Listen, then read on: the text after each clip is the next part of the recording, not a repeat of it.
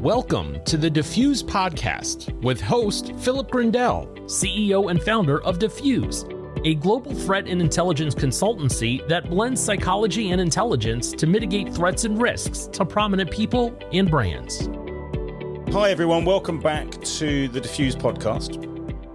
And this is our December issue, our Christmas issue, and with that comes a gift. And I'm absolutely thrilled to have and to introduce our next guest, because Gabrielle has been someone that I guess, known for a long time. We've only really met in terms of actually seen each other more recently. But she's somebody who I've known, respected, and certainly looked up to for certainly the last 4 or 5 years that I've been doing this and kind of got into this world. So delighted to introduce Gabrielle Thompson. Gabby, welcome. Just you know, I mean, people who don't know you, how would you introduce yourself? What would your bio be? Well, I would say that I am a threat assessment expert, and that I've been doing this work for about a quarter of a century. And the way I got into this work is I was stalked when I was in college. And I read a book that my former boss had written called The Gift of Fear. And it really resonated with me because it was all about honoring intuition, which is exactly what I did in my situation. So I went out and I bought the book and applied for a job and was very fortunate to be mentored by Gavin de Becker, who's seen as a pioneer in threat assessment. And I worked for his firm for about 25 years, and assessing and managing cases involving threats and harassment, including workplace violence, domestic violence, public figure and executive pursuit. And I've since trained thousands of people in threat assessment, including at the advanced level. Yeah, incredible. When you went out and bought the book, what did you know about Gavin de Becker? Where had you heard about him? I had seen him on Larry King Live talking about his book. So I graduated in 1997, which was when The Gift of Fear was released. So he was on a media push. And, I saw him on TV talking about it. I was actually on a trip to San Francisco with my mother. And I said to my mom, I'm like, this guy's talking about intuition. That's exactly what I did. I want to go out and get that book. And we went out to a bookstore to buy the book when I was on this vacation trip. So that's how much it resonated with me, just through watching him on TV. And I was a psychology major in school. I thought I would probably go into law. But I wanted to take a couple of years off. And I saw after I read the book that his company was in Los Angeles, which is where I'm from. So I thought, okay, I'll apply for a job and see what happens. And the rest is history. Yeah, incredible. It is a brilliant book. And I think the testament to it actually is that all these years later, it's still at the peak of its in terms of the industry. It's still so relevant. And I know it's about human beings, so it will always be relevant. But there's lots and lots of books and lots of research that's been completed in the past 25 years. And yet The Gift of Fear still stands out as a kind of must read book.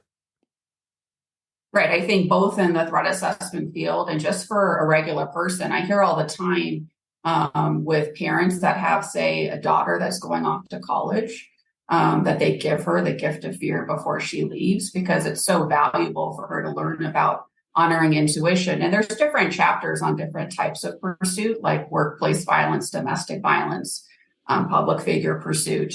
But in essence, the book is written more for the general public than, say, for the threat assessment field. So I think that in a way is why it resonated with the public so well. Sure. So you touched on, and I know we've talked about this previously, that you were stalked. So I'm not going to go into, and I don't want to go into the detail of kind of reliving all that or rehashing that, because I don't think that is what people want to listen to, and I don't think it's what you want to talk about. What I think might be interesting is, having been on the wrong end of a stalking case, and then gone into the industry of investigating and dealing with these types of things, what do you think you brought in that was different because you've experienced it? Right. Without getting into all of the details of that stalking case, generally what it was I was in college. It was 1 week before my graduation. So once I graduated, I was leaving that area and going back home. So I had a really finite period of where I had to keep myself safe. And there was a group of students I was scared of, and I was tipped off that they were planning on raping me one night. So that's really the gist of it. So I went to campus police, and they were very helpful, but their goal was they wanted me to identify the students so they could warn them to stop. And my goal was not about justice and warning them or getting them arrested. I just wanted to keep myself safe prior to graduating, right?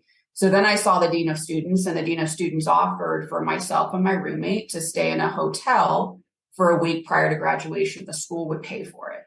And that really resonated with me because my goal was my safety. That was giving me a solution. So I think it's really important to listen to what is the goal of the victim. And then secondly, what is their intuition? My intuition was I just needed to keep safe for this 1 week prior to graduating. But I think, too, there's a difference between the goal of the victim and law enforcement's goal. So it's not surprising to me that campus police would want me to identify the students so they could warn them because they're worried about public safety. In my situation, I was worried about my safety, right? So I think that distinction is really important too. So when I meet with a victim, always, victims can have different ways of responding to things. Some may be in denial about how serious it is. I was frightened, for sure. I was very scared, and I almost became very focused, almost animalistic. I knew that I had to keep myself safe for this week, graduate, and then I could leave. So for me, I think when I deal with victims now, I always honor their intuition. And I always ask them, what is your goal in this situation? Is it your safety? Usually that is the answer. It's my safety, my spouse's safety, my children's safety, whatever it is. But sometimes people will have other goals as well. But I think it's important to really drill down on what do they want and to listen to them. And when we talked previously, I thought it was really interesting how you explained to me that you never brought your experience into any of the conversations. No, when I do trainings, I talk about it, but not when I meet with a client. I would never talk about it. I kind of feel like when you meet with a victim, it's almost like, let's say you went to a doctor and the doctor says to you, you have cancer. And so you automatically go into an emergency mode of what do I need to do? How do I protect myself? And if the doctor were then to talk about their own family, or I had cancer once and this is what happened to me, the victim, or in that case, the patient doesn't care, right? They're just thinking, all I care about is myself and I want you to help me. So usually when I'm going into a meeting with a client, I really don't share much about my background. Including personally, anything about my background. I like to sort of be a blank slate. If they ask me questions, of course, I would answer it. But I wouldn't normally ever bring up that I would stalk myself. Mm. And so what do you think are the things that protectors or investigators get wrong most of the time? What are the kind of common failings or mistakes that we make when we are dealing with someone who's in front of us and is saying, I've been a victim of stalking, or someone is worrying me. I'm worried about this person. I think, you need to do the basics well, which is, to me, being an effective communicator, which is really listening to someone. If I'm meeting with someone, I just assume I'm going to have the whole day with them, right? I just let them talk. And especially when I'm doing an interview, I don't often ask questions. So sometimes somebody's talking for about 2 hours before I even interject and ask questions. And just that process of allowing someone to tell you their story is meaningful, and allowing for silences to indicate I'm listening to you, I'm here with you. So I think sometimes there may be this desire to rush things to try to get to here's the final solution. But a lot of times people want to be heard first. And I'm very good with responding to people very quickly over email. If I didn't pick up the phone, I call them back right away if I can. All of those very simple things, foundational things, are quite important when you're dealing with a victim. Mm. And I guess that's what builds that trust and that confidence in you as a professional, that A, you've got the empathy, in terms of you care about what's happened to this person, but also you're taking it seriously. You're listening, you're understanding, and again, building that trust. Right. And I think the trust thing, that you need the foundational, right? And then what I see with a lot of victims is they'll test you in some way. I think a one-on-one meeting with a victim is very similar to if you or I are speaking publicly to 100 people, right? You can be very good at the initial part, right? But the second somebody asks you a question, you demonstrate how effective you are based on how you answer that question, right? So I've had many victims that'll test me. I had one victim, she had been strangled by her boyfriend on a Friday night. She was an attorney, actually. This was at her home. She was able to escape and he was arrested on 2 felonies. And I saw her on a Monday morning. And she had extensive bruising on her neck. And my colleague at the time was a former homicide detective. And he said the only time he had seen bruising like that was on a dead body. So that's how serious the case was. And, I did the initial, got the case history for a couple of hours, shared my initial thoughts and recommendations. And then I said, do you have any questions for me? And she was an attorney. So it was like I was on the witness stand, right? She would ask a question, I would answer it, boom. She would ask another question, I would answer it, boom. She would ask another question, I would answer it. And this went on for a while. And when it was done, I thought, okay, I think I did a good job. And we both stood up to leave. And as we were walking out of the conference room, she turned and she looked at me and she had this little smile on her face. And she said, Gabby, you're very good at your job. And she was testing me, right? She wants to see, how do you handle stress? Do you really know what you're talking about? Do you care about me? On the public figure side, I've dealt with a lot of public figures and billionaire executives. And I had one billionaire executive that was unique in that I would send my reports to him directly. Oftentimes there was a large distribution list on the security side that was also included. And every once in a while, he would email me alone with nobody else copied on the email and ask me a question and say, hey, Gabby, I'm thinking this about the case. What do you think? And I was always quick to respond as fast as I could because I wanted to show to him, I'm not talking to anybody else. This is me responding to you, and this is what I think. And that was in the beginning of when he didn't know a lot about threat assessment. So he felt more comfortable, because he was brilliant, being involved himself. So I see that a lot with victims that, they will test your knowledge to see, how good are you really at threat assessment. Mm. And has much changed in those 25 years that you've been working in terms of the quality of people's investigations into this, the volume of investigations, people's belief in it? Because I think, historically, a lot of people just didn't believe people. I think that's true. I think, I started in 1998, so really before social media. And back then, the main fear was in regards to photographs. If only I had a photograph of this person, then I would feel a lot better. And, I want to see what they look like in case they come to my home. Well, if you were in the private industry, it was not easy to get photographs of people. Sometimes we were doing surveillances or undercover work just to get a photo, right? And now, of course, social media is the big game changer in threat assessment and protective intelligence. The upside is that now there's photographs of people basically everywhere. There's a lot of information about people. It also allows them to communicate in ways that we didn't have to manage before. And as you pointed out, the volume can be incredibly high, especially for like a household name type person, either a billionaire or a celebrity. The volume that's coming in, it can be quite incredible. And I think too, on the privacy side, it's harder to hide people. 20 years ago, it's always been difficult, but there's ways, that you can keep a person's private information private. I know in the UK, privacy is a little bit different here in the US, but it's easier to find people now. So it's easier for people to pursue encounters at residences and things like that.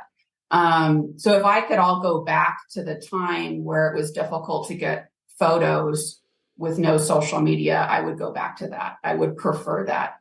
I think the hardest thing that I have, especially with a high profile person, is the volume of communications that are coming in.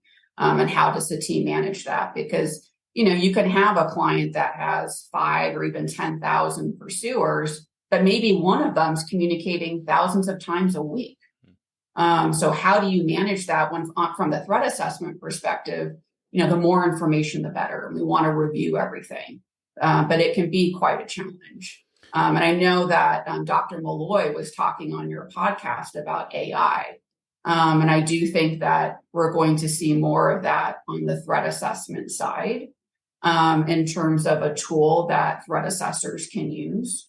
But AI also, I see it on the pursuer side. There's an interesting case actually out of the UK with the pursuer that was recently convicted of treason for pursuing the Queen. He was the one that went to Windsor Castle with the crossbow.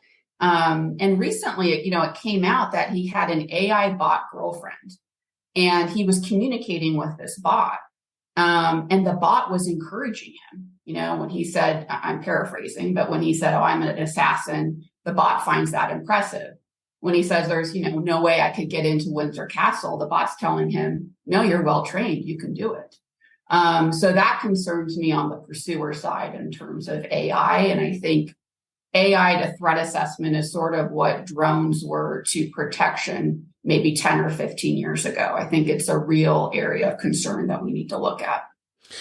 And do you think that, because I think this is a hot topic, and I think I talked about this with Reed and of other guests as well, that even with the assistance of AI, from our perspective in terms of as a protector or as an assessor, do you think there will come a point where we can rely upon that 100%, or do you think there will always need to be a human who makes that final assessment? Yeah, always there's going to need to be a human to be looking at it, to be looking at the context. I'm not aware of any companies with sort of advanced AI. I'm sure there may be a tech company that's doing it. I'm aware of a tech company that, because of the high volume of communications coming in, they are screening some of them according to word searches. But again, you're going to miss things when you do that. That particular individual has a very robust protective security program, 24 hours a day, wherever he is. So of course, I don't want to miss any threat assessment cases, but if you have a very strong protective program, that can help offset some of that. But no, I think we're always going to need to have a threat assessor there to be overseeing it. It might be helpful with triage for sure, but you're going to need the humans to be able to look at the context. Yeah, I think it's going to be a really exciting journey watching how that evolves, that AI threat assessment relationship. And I think, there are clearly people that potentially are going to want to go down that route because of the volume of abuse and threats and communication they're receiving, and this desire to shield the target or the principal from as much as possible. My concern's always been, okay, so you're gonna shield your principal from all this material, but how are you going to identify the one that's actually escalating if you're not actually reviewing it, right, looking at it, and monitoring individuals' escalatory behavior or escalatory language or what have you? You're going to miss something. For sure. And because a lot of pursuers, they're veiled in the way that they communicate. I had one pursuer, a very serious case, but it was almost like she was talking in code because she used mythology references. And if you didn't know her past history and who everybody represented, it would make no sense to you.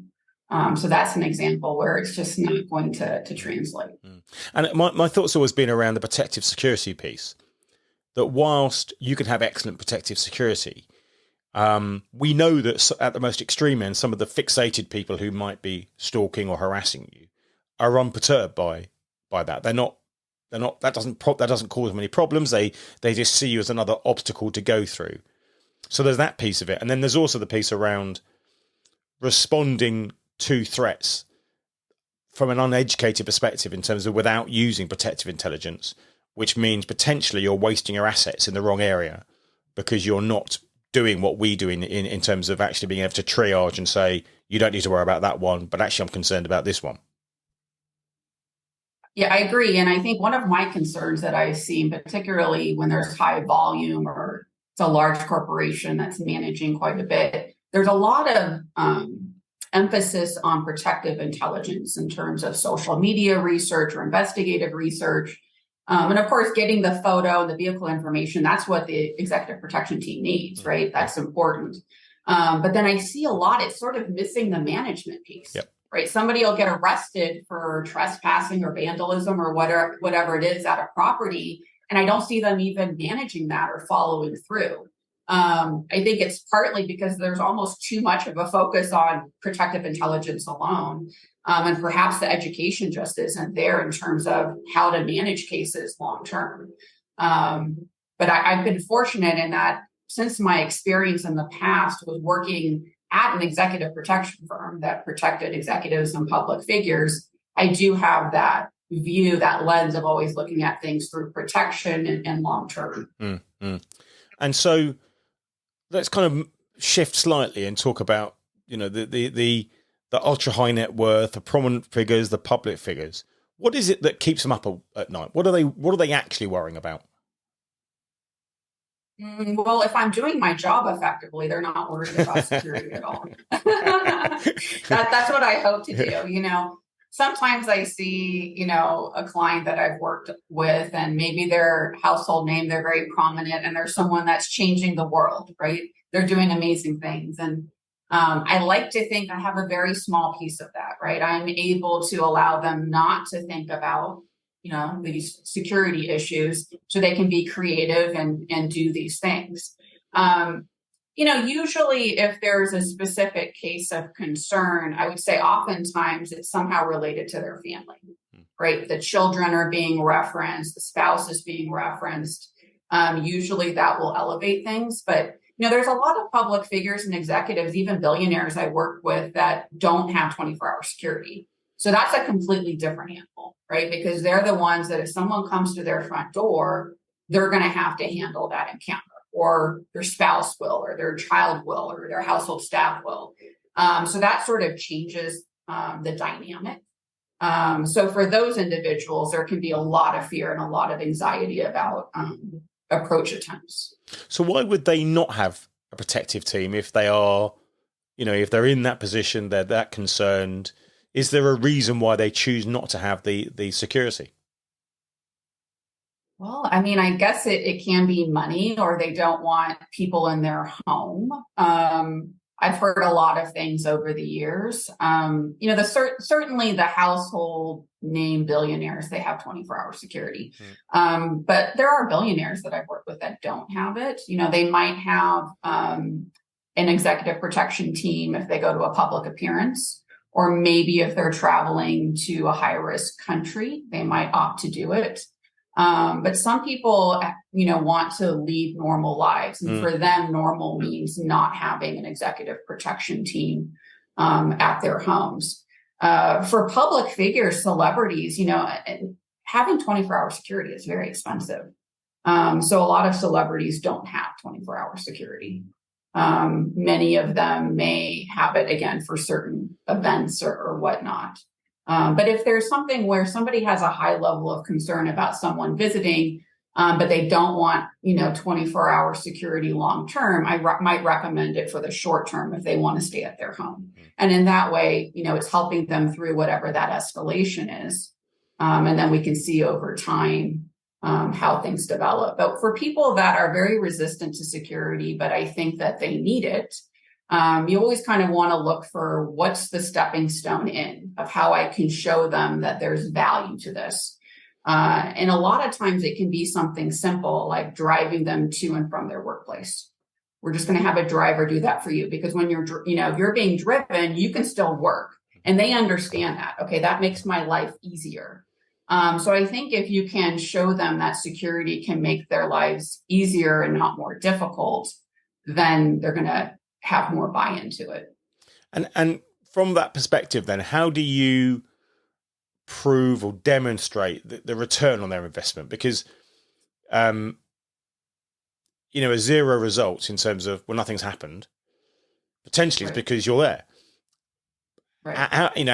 But equally, if you're just providing intelligence for them, you're providing protective intelligence rather than the whole team, etc. What are the kind of things that you're looking at when you're thinking, okay, well, I need to demonstrate to you or convince you of the value of this from a financial perspective as much as anything? Right. And for some executives, their corporations are paying for their security. So it may not be them paying for it themselves, but in those cases as well, I would be looking at, okay, over this past year, we've reviewed and assessed this many communications. Here's your top worst cases and explain what they are.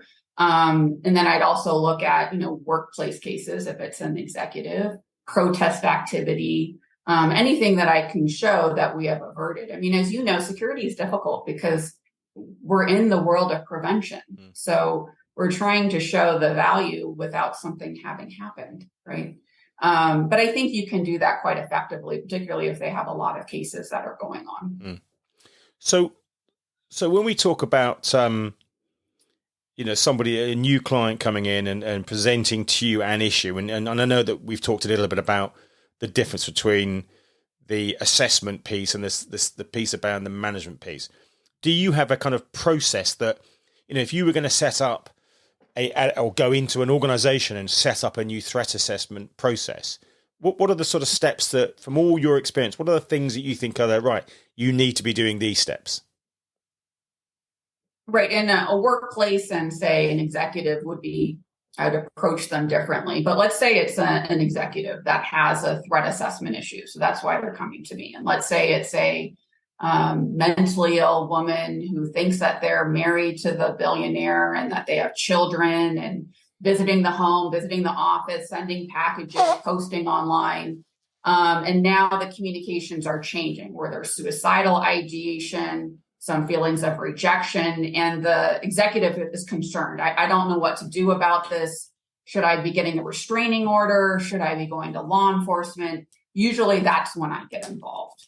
So I would meet with them first about the threat assessment issue.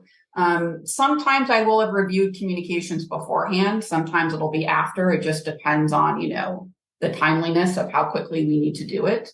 But I'll want to hear the entire case history. I'll share my immediate thoughts and recommendations. It may be afterwards, I may be doing a confidential investigation or, reviewing social media. There may be more steps after the meeting. But in addition to really digging into the threat assessment piece, I also want to know about their overall security program.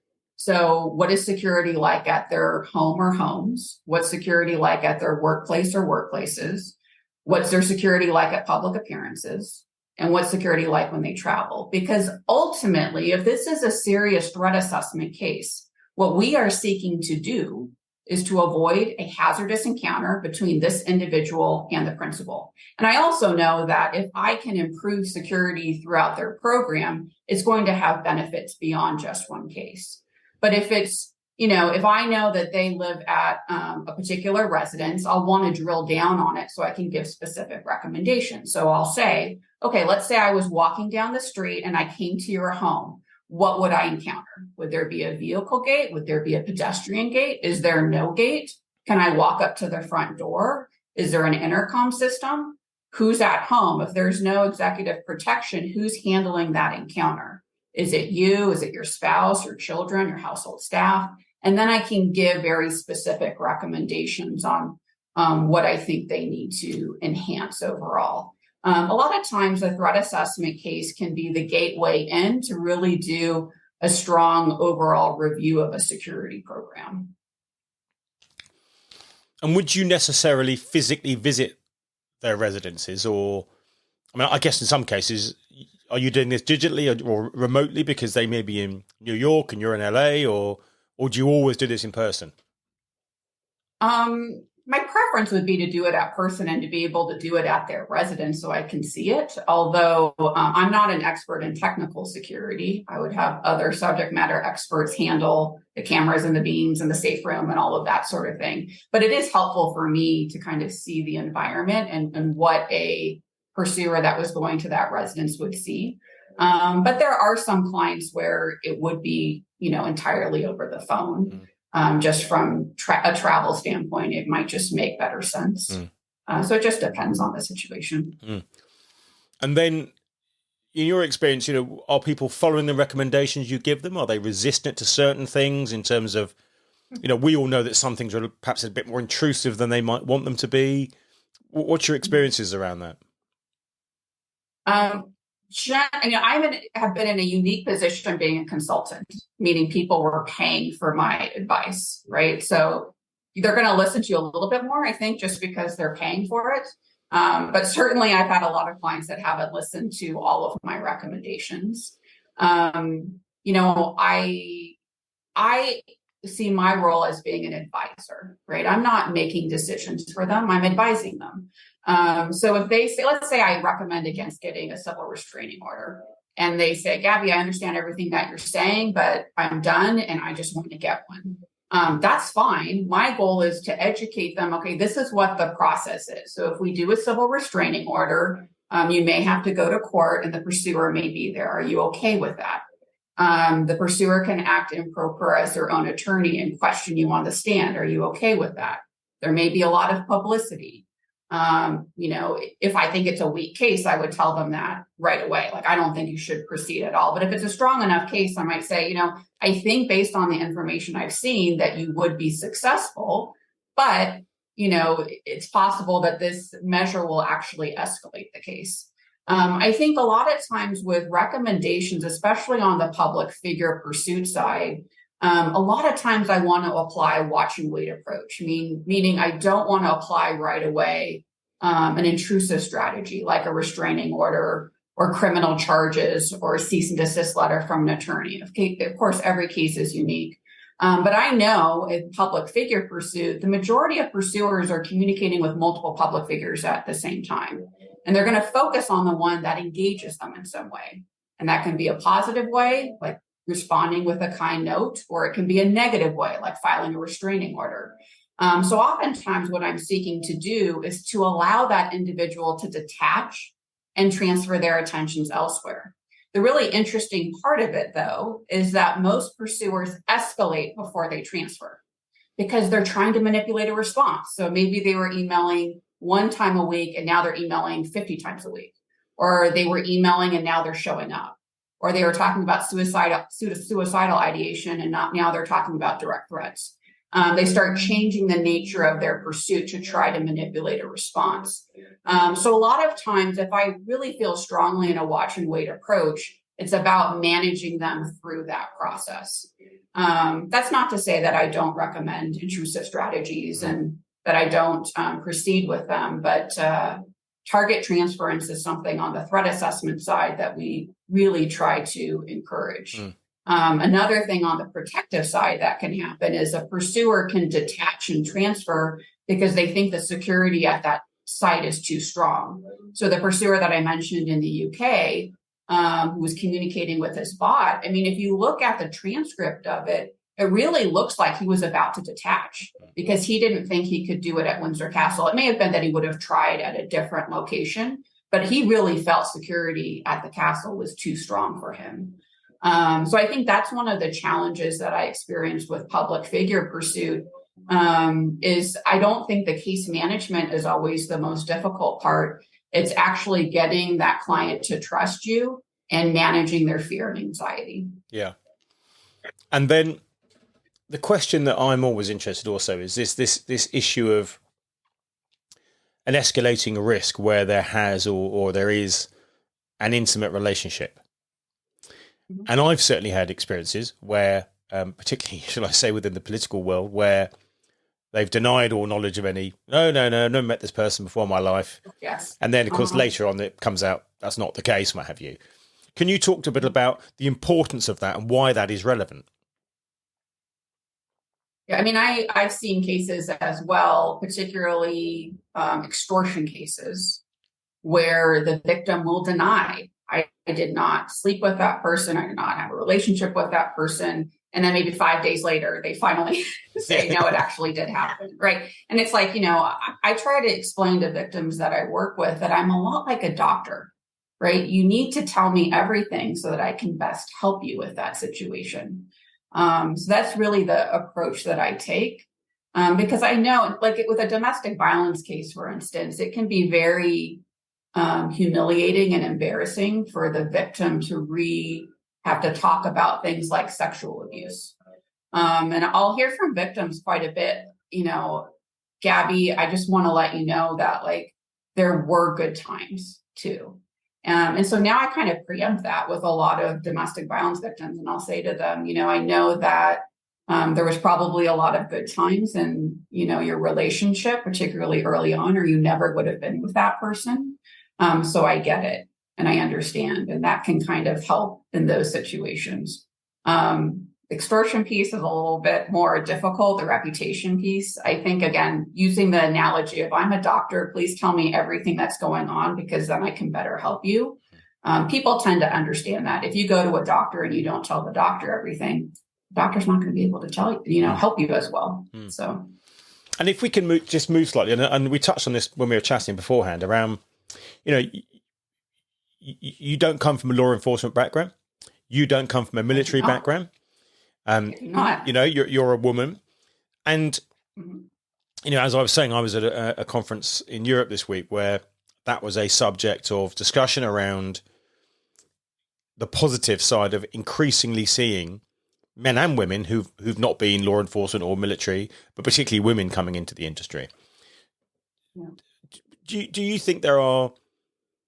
I mean, firstly, what's your experience of that? And secondly, are there positives, for instance, of not coming from a conventional background?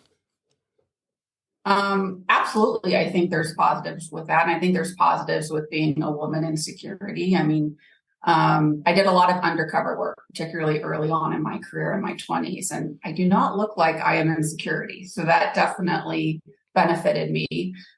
With domestic violence cases, if we sat down with the same victim who's a woman who was raped by her husband, she's probably going to be more comfortable talking to me than she would be to you. So I think, overall, it's been a positive experience. It's interesting for me, doing a lot of public speaking. Now I have a lot of women my age coming up to me and saying to me, wow, you're such a, you're doing such a great job in security, and I so appreciate the example that you're setting. I even had a woman cry recently when talking about it because she was so moved about it. And for me, I'm just one of those people that really try to do the best work that I can. And I'm hoping that if I do a really good job, everyone will see that. Of course, there's been incidents in my career where being a woman has not been an advantage. Although, I've mainly worked with men my entire career. And so it was men that gave me opportunities. It was men that invited me to meetings. I would say in the last 10 years of my career, the majority of high-level meetings I was in, I was the only woman. So that presents some challenges sometimes. But overall, I think it's a positive thing. And I think sort of the generation that's coming behind me in threat assessment and investigations and protective intelligence, to me, it seems to be almost evenly split, 50-50. I think where the challenge really is on the protection side. I think that's always going to be male dominated because it's a really hard physical job to do. Yeah. Although interestingly, I've a couple of friends of mine who are in that world and look after Middle Eastern clients, particularly want female protectors with the female clients. And anyway, it benefits non-Middle Eastern clients as well, but particularly because some of the cultural issues around Middle Eastern clients. Well, again, it's basic things like going into a restroom and the female protector can go with you, right? So it can be simple things like that. And certainly with children as well, there can be an advantage with that. Yeah. But what about the benefits of not coming from a conventional background? Yeah, I think maybe I just bring a different perspective to things. I'm also a really great writer. English was my minor in school as well. So I think I bring that to bear in my work because I write a lot of emails and I write a lot of reports. So that's beneficial too. It wasn't me, but it was actually a female coworker of mine that went to meet with two public figures that were married to each other. And she had always seen from the company men. And my coworker walked in and she said, "Oh, thank God, a woman." So sometimes with clients, they're so used to seeing men in security that they love it when they see a woman that's in security. It makes them feel more comfortable. Yeah. From my perspective, and obviously I've got military and police background, but I think one of the downsides to that is that sometimes you have an assumption that you know what you're talking about and you're basing it on past experience, what have you. Whereas if you don't have that past experience, you potentially come at things with a much more open mind. You don't have this kind of experiences and backgrounds and, I've done it like this before. Yeah, and with law enforcement in particular, as I was talking about earlier, watch and wait is an approach we apply quite a bit in threat assessment, particularly with public figure pursuit. And with those with a law enforcement background, that doesn't make any sense to them, right? Because when somebody comes to them and they're a police officer, they need to act on what the situation is. They don't have watch and wait. So that can be quite foreign to somebody that has a law enforcement background that's coming into threat assessment and sort of understanding that. I've also felt pushback from some law enforcement that say, "Oh, well, you think you can handle this case without coming to law enforcement?" And I'll say to them, a lot of times people come to me first because they don't think law enforcement can help them. Sometimes I'm seeing the lower risk cases. I mean, obviously, if it's a really high risk case, somebody's threatening to kill someone and they're showing up at the house and they're bringing a gun. Okay, somebody knows if I go to law enforcement's going to jump on this. But it's more the harassment cases, the ones that are veiled that aren't really rising to that level. I have more experience, I think, seeing all of those cases as well, because those individuals wouldn't go to law enforcement just based on what's happening. So yeah, I think overall it's been an advantage being a woman. Yeah, and I think one of the other issues from a policing perspective also is that having been a cop, what we deal with is kind of physical evidence. And so when somebody comes to you and they're psychologically harmed, that doesn't kind of resonate with cops. Well, okay, that's great, but what's the law about that then? I don't really, I'm trying to pigeonhole it into a box, and you can't always pigeonhole these things into, that's against that law, that against that thing. And so sometimes I think they struggle with that element. And even now when I'm working and engaging with law enforcement on behalf of clients, they struggle with that bit around, but there's no injury here. No one's actually been harmed, have they? And that's the bit I think sometimes law enforcement struggle with. Right. And restraining orders, restraining orders, particularly in the US, a lot of law enforcement will say to a domestic violence victim, "We'll get a restraining order." We know, though, that a time of getting a restraining order in a domestic violence case is a time of heightened risk, including homicide if it's a serious case. But for them, they need that piece of paper so that they can then enforce it. So they're looking at it again through a different lens than perhaps I might be. Mm. So looking forward, what do you think that the risks or the emerging threats are going to be over the next couple of years in terms of how things are going to change? I think we touched on it a bit already in terms of AI. I think that's sort of the future for threat assessment that we're going to be needing to focus on. And I think it's really the sheer volume of communications. It used to be when I started doing threat assessment, I was in charge of the threat assessment program for a actor. So back in 1998 to 2000, around then.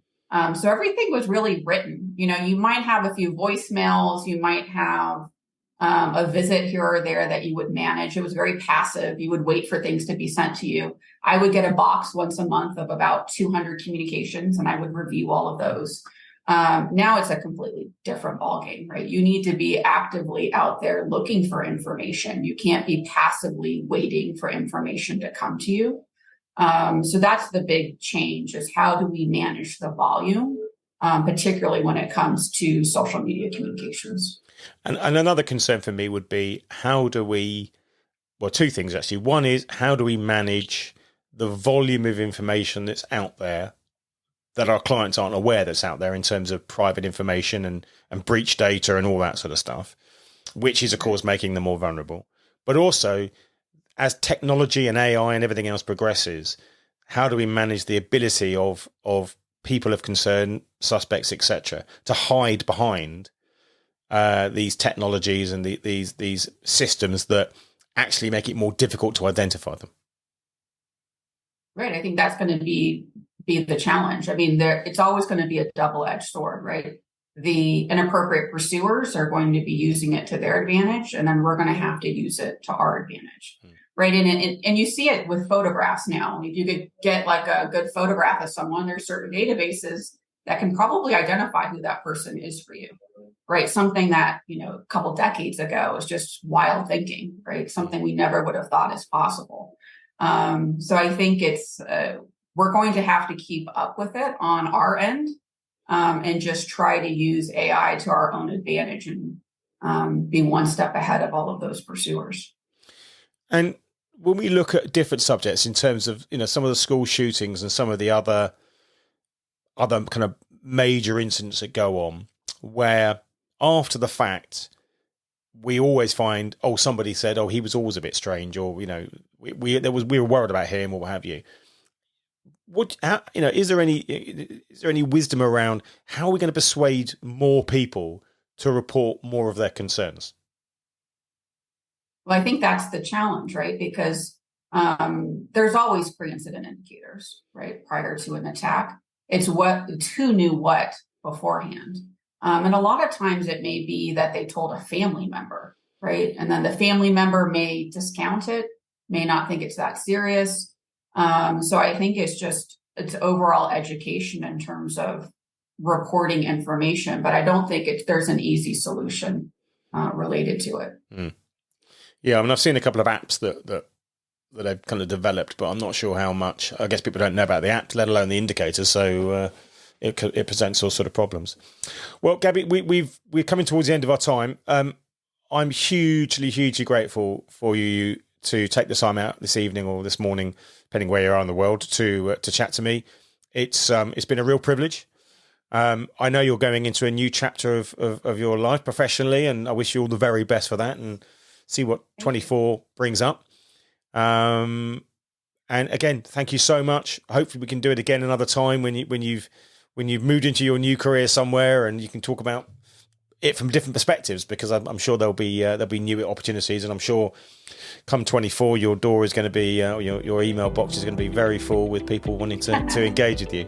But from me, thank you. I wish you a very merry festive period coming up, Merry Christmas, and a very happy and productive 2024. Thank you for listening to the Diffuse podcast with host Philip Grindell, CEO and founder of Diffuse. Please rate, review, and subscribe on your favorite podcasting platforms.